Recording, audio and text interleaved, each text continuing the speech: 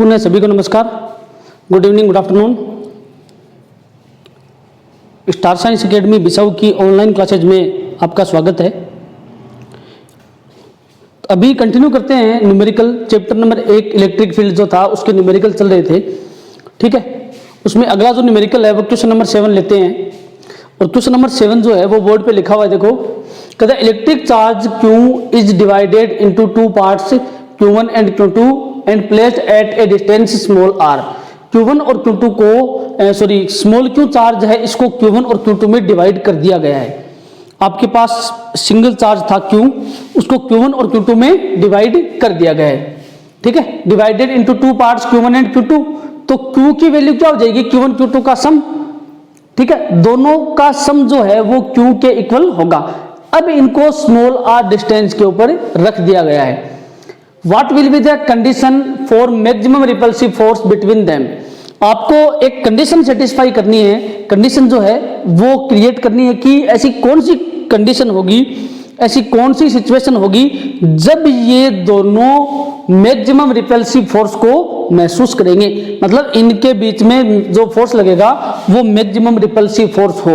अब repulsive force तो होगा, रिपल्सिव फोर्स क्यों होगा? क्योंकि दोनों जो चार्ज हैं वो लाइक प्रॉपर्टी के हैं, दोनों पॉजिटिव चार्ज हैं, ठीक है। तो इसमें गिवन क्या है? Q1 + Q2 equal to small q। Equation number first हो गया अपने पास। इससे Q2 की वैल्यू क्या आएगी? Q2 equal to Q minus Q1, equation number 2, ठीक है। अब देखो, बट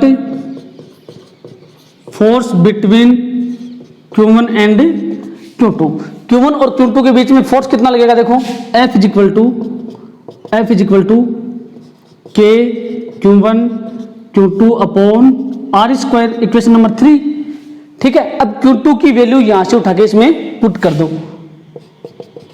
तो from equation 2 F is equal to अपने पास रहेगा K कैपिटल Q। ध्यान रखना कैपिटल है क्वेश्चन में, तो एग्जाम में भी कैपिटल ही लेना है। Q1 और Q minus Q1 upon R square, ठीक है। अब देखो, एक कंडीशन होती है मैक्सिमम रिपल्सिव फोर्स की। 11th में चैप्टर नंबर सेकंड जो था 11th क्लास में, चैप्टर नंबर 2, ठीक है, उसमें ये कंडीशन दी हुई है फोर्स की कि मैक्सिमम फोर्स की क्या कंडीशन होती है। तो for maximum repulsive force, maximum repulsive force की कंडीशन क्या होती है? dF upon dQ1 is equal to 0।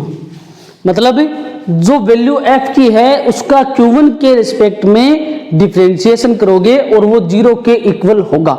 ये मैक्सिमम जो फोर्स है उसकी सिचुएशन है कि दो पार्टिकल्स के बीच में जब फोर्स मैक्सिमम लगता है तो उसकी सिचुएशन ये होनी चाहिए, ठीक है। अब यहाँ पे Q1 है तो नीचे डिवाइड में Q1 आ जाएगा, और यहाँ पे यदि आप Q2 लेते हो, ठीक है, जैसे इस इक्वेशन से आपने सपोज कर लिया कि Q1 is equal to Q minus Q2, यहाँ पर Q1 is equal to Q minus Q2 भी आप ले सकते हो, ठीक है। तो इस सिचुएशन में यहाँ पे क्या जाएगा? यहाँ पे Q1 की जगह आप क्या पुट करोगे? Q2, फिर Q1 की जगह क्या आएगा? Q2, ठीक है। कोई ज्यादा बड़ी बात नहीं है इसमें। तो F की वैल्यू क्या है अपने पास? ये वैल्यू F की है, ये वैल्यू इसमें पुट करो, तो आपके पास क्या रहेगा? D अपॉन डी Q1, और F की वैल्यू पुट करेंगे यहाँ पे, तो F की वैल्यू क्या है मेरे पास? K Q1 Q minus Q1 upon R square is equal to 0। तो D upon dQ1 is equal to equal to नहीं आएगा, D अपॉन dQ1, तो K Q1 Q upon R square, ठीक है, minus K Q1 square upon R square is equal to 0, ठीक है। और D Q1 sorry, अब देखो इसमें 1 अपॉन R स्क्वायर कॉमन ले लेता हूं मैं, ठीक है ना। तो ध्यान से देखना, कॉमन ले रहा हूं मैं, चलो कॉमन रहने दो, आप डाइट करो उसको, कंफ्यूज हो जाओगे वरना। तो D K Q1 Q upon R square upon dQ1, और minus D upon dQ1 K Q1 square upon R square is equal to 0, ले लो स्क्रीनशॉट या लिख लो इसको, बोर्ड से अलग हूँ मैं थोड़ा, ठीक है ना, क्योंकि मार्कर थोड़ा नया लिया आज, नया मार्कर है इसलिए थोड़ा पतला चल रहा है ये, ठीक है ना, थोड़ा सा एडजस्ट करना आप, ठीक है। हाँ अब देखो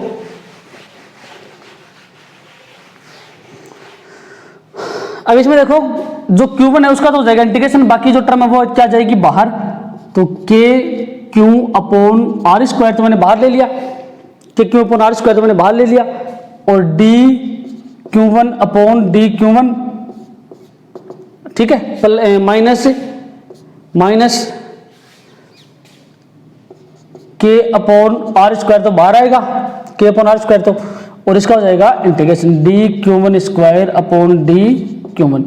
अब इंटीग्रेशन सॉरी डिफरेंशिएशन यदि आपको नहीं आते तो या तो मैथ वालों से सीखो, बायोलॉजी वाले, या मैथ वालों को भी नहीं आते तो आप 11th क्लास के जो नोट्स हैं उनकी दोबारा स्टडी करो, उसका देखो कोई इलाज नहीं है कि हमको डिफरेंशिएशन नहीं आते, वो तो देखो बेसिक चीजें हैं 11th में चली गई, ठीक है ना, 11th वालों को तो मैं सिखा दूंगा, लेकिन आपको यदि नहीं आती आप सीखो। तो d q upon sorry k q upon are square minus k upon are square into 2Q1 2 - 1 is equal to 0। Formula क्या अप्लाई किया है, dx to the power n upon dx is equal to nx to the power n - 1। क्यों, differentiation का ये formula starting में teacher आपको यही सिखाता है और आपको सिखाया भी है। यहाँ पे अगर a होता तो वो a एक कांस्टेंट था जो इससे बाहर निकल के आता, ठीक है। अब देखो k q upon are square minus k upon are square into 2Q1 is equal to 0। इसमें कॉमन क्या रहा है, कॉमन आ रहा है K upon are square Q minus 2Q1 is equal to 0। ये इस टर्म का क्या हो जाएगा, इसमें डिवाइड, तो टर्म क्या रहेगी अपने पास, Q minus Q1 is equal to sorry Q minus 2Q1 is equal to 0, ठीक है, Q minus 2Q1 is equal to 0 और 2Q1 is equal to Q और Q1 is equal to Q upon 2। तो Q1 की value अपने पास आ गई, ठीक है, इक्वेशन नंबर 4 हो जाएगी। Q1 की वैल्यू जो है वो अपने पास आ गई Q अपॉन 2, ये Q1 की वैल्यू है।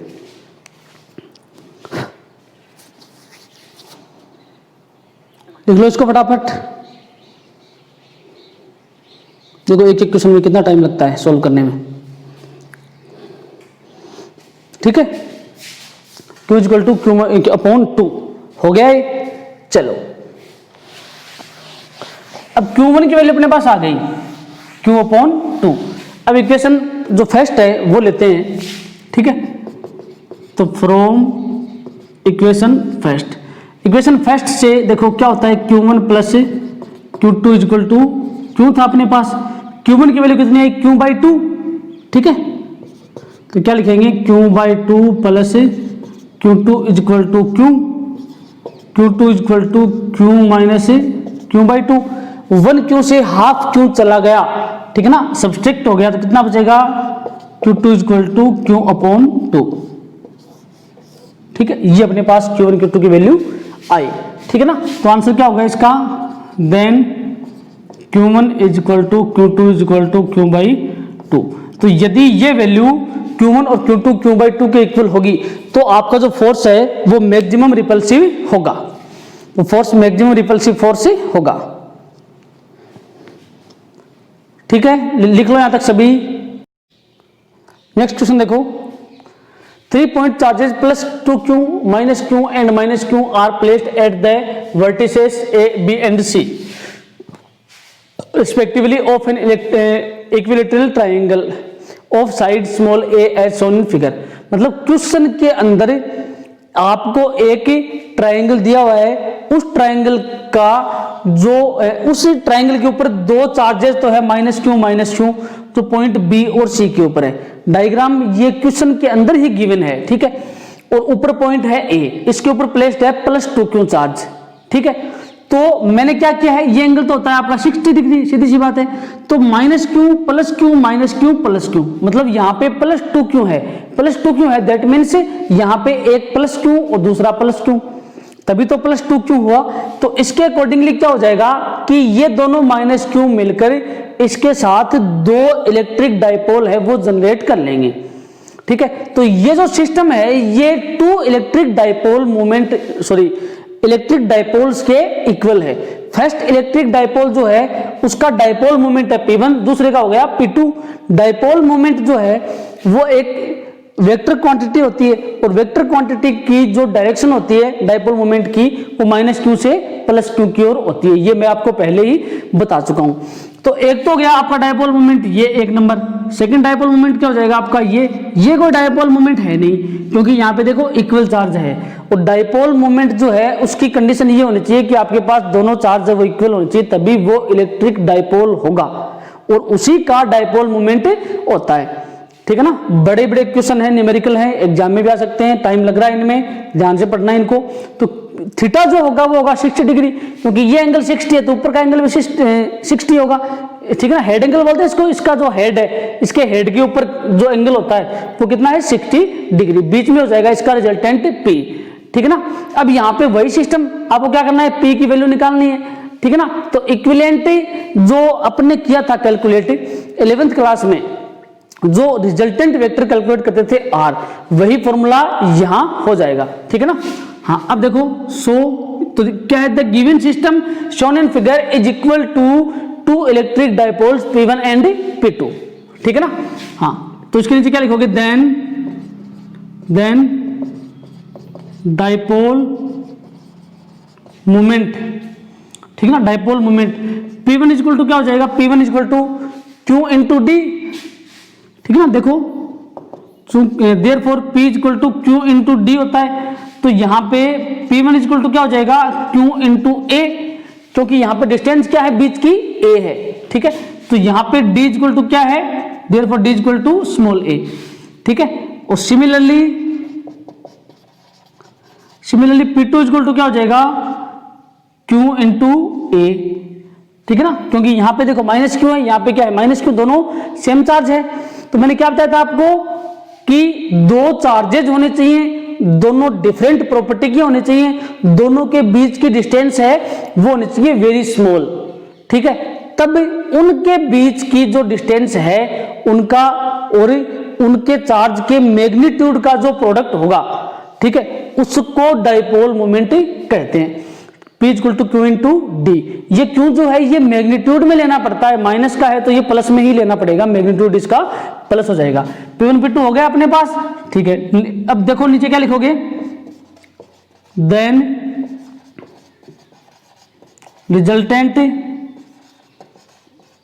डाइपोल मोमेंट, डाइपोल मोमेंट क्या हो जाएगा, P equal to P1 square plus P2 square plus 2P1 P2 cos theta under root, cos theta का अंडर रूट, ठीक है। अब देखो P is equal to QA का स्क्वायर प्लस QA का square plus 2QA cos 60 degree, और ऊपर क्या आएगा इसका अंडर रूट, ठीक है ना। लिख लेना सभी इसको अच्छे से,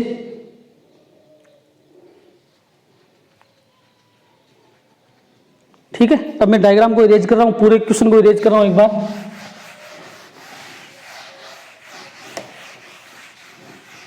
ठीक है, अब देखो P की वैल्यू क्या आएगी, P is equal to 2QA square, क्यों, देखो QA square 1, QA square 2 equal to क्या हो जाएगा 2QA square plus 2QA square cos 60 degree, और इसका क्या हो जाएगा अंडर रूट। तो कोस 60 की वैल्यू क्या होती है, कोस 60 इक्वल टू 1/2, ठीक है। Then P is equal to 2QA square plus 2QA square into 1/2, 2 से 2 कैंसिल, ऊपर क्या रहेगा under root P is equal to ये कितना हो जाएगा 3QA स्क्वायर अंडर रूट, इसको मैं क्या लिखूंगा under root 3QA square whole square का अंडर रूट, इसका स्क्वायर हट जाएगा तो P is equal to under root 3QA। ठीक है, ये अपने पास वैल्यू रहेगी टोटल डाइपोल मोमेंट की। ठीक है, तो जो डाइपोल मोमेंट है उसकी वैल्यू क्या आएगी अंडर रूट 3QA। ठीक है ना, लिख लो इसको लिखना चाहो तो।